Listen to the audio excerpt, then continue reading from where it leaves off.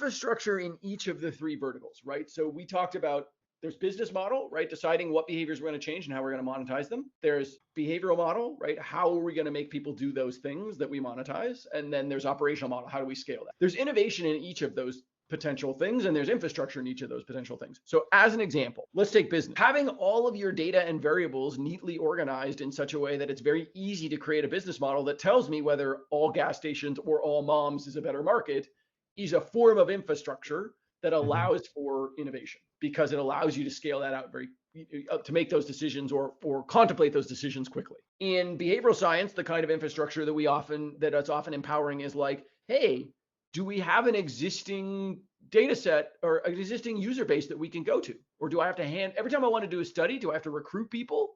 So a great example of that is like when I was at Microsoft, so that like whenever I ran a pilot, I didn't have to go looking around for a place to run a pilot. I just went to fucking South Central Texas and like ran my pilot because I had the infrastructure and they were used to doing it. They knew how to do it. I taught them what pilots look like and what kind of clients, like over time, they were harvesting knowledge from me.